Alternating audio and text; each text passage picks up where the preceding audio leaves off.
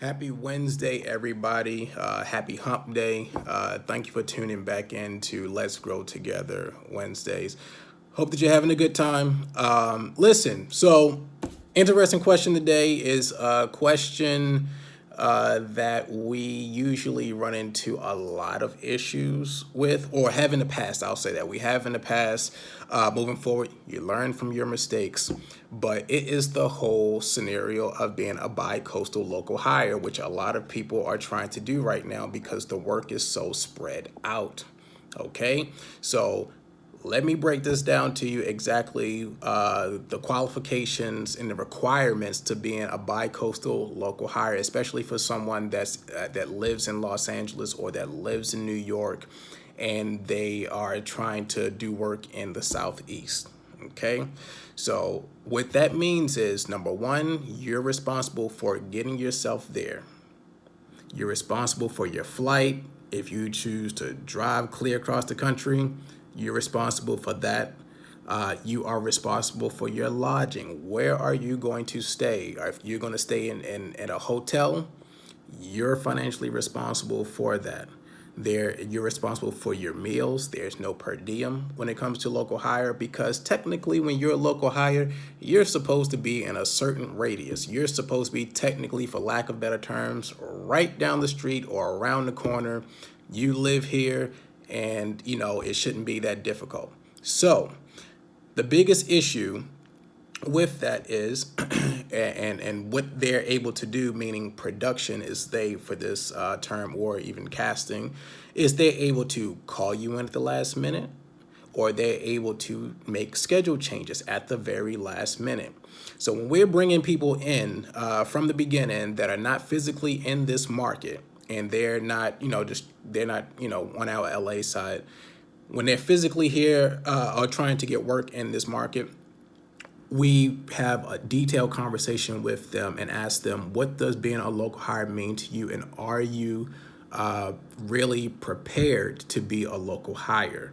And this is what that means. So we lay it all out for you guys, and we need you to be honest. And 9 times out of 10, I get it. The actor is just not going to be honest. So sometimes we have to use our better judgment in order to bring an actor in.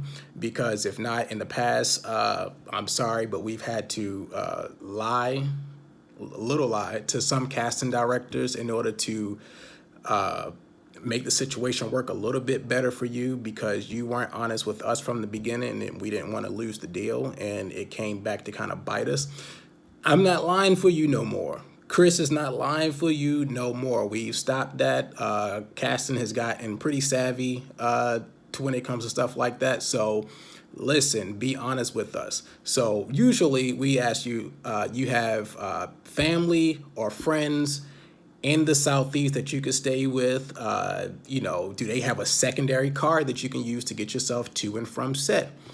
Do you have flight privileges, meaning companion passes, buddy passes, or even points on your credit card or something like that, to where the flight is really inexpensive and you have a lot built up?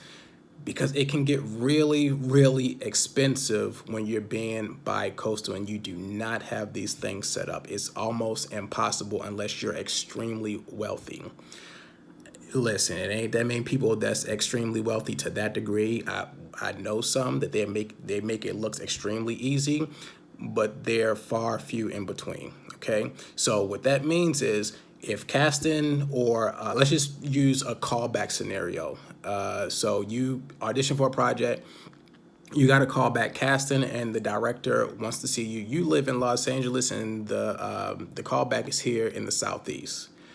You get on a plane to come, and while you're in the air, casting sends me a message, or they pick up the phone and call me, or they send me a text message and say, hey, sorry, man, the callback the schedule has been changed, so we're not going to need your person today or tomorrow. But you're already in the air, and you pay out of pocket, and you're already running on fumes financially, as far as your cash reserve. And now when you get off the plane, I have to call you and tell you, I'm sorry, they don't want to see you right now. It could be next week. It's not they don't want to see you just in general. It's just that, the schedule changed. The director had to go do something, or, a schedule change in filming, if it's a movie or something like that, and they try to jump in and out, but they just couldn't make it work that time. It could be a whole multitude of things. We just don't have all the answers to. All we know is we got that call and they're not going to see you. So that means you go back, especially if you don't have someone that you can stay with, like a family or friend, because you're not going to spend, $100+ on a hotel for a whole week, hoping that they're going to call you back. And let's just say they do plan on calling you back. So now you have to fly back out to Los Angeles, and then you have to fly right back. So if you don't have things set up for scenarios like that, which that actually happens a lot, that's not something that happens far few in between. That scenario happens a lot, and we had other scenarios to where, most of the time they really do one call back unless it's like a series regular role. Then you do multiple callbacks. But if it's like a co-star, maybe recurring, maybe a guest star, they're usually going to do one callback most of the time. But I've seen it to where they call you out, you actually get there. Thank God.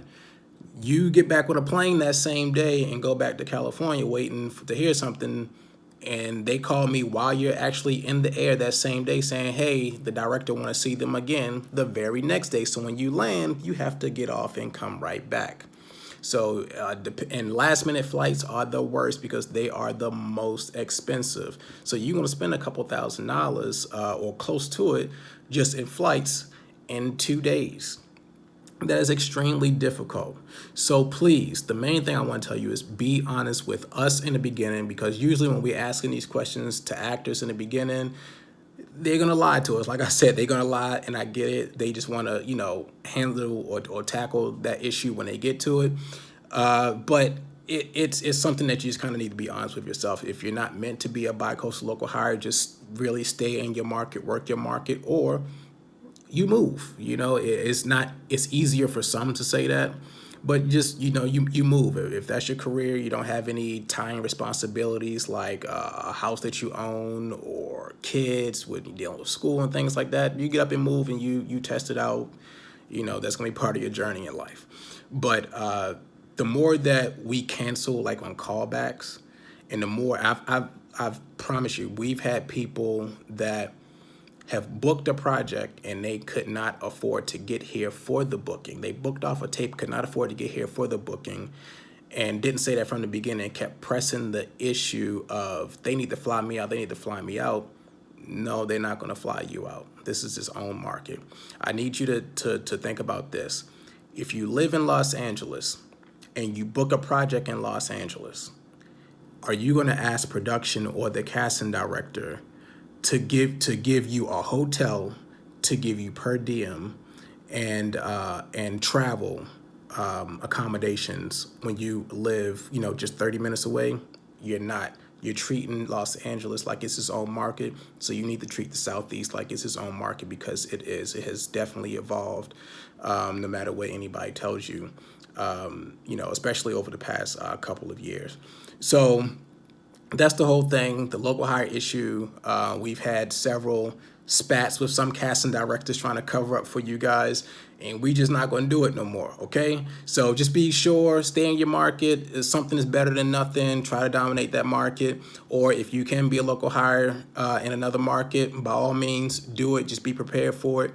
And I guess that's it. So listen, thank you so much for tuning in again. Again, you already know the deal. Click the notification button, share this with your friends, and go to the YouTube channel and subscribe to the YouTube channel and share that as well. And I will see you guys again next week. Okay? All right. Thank you.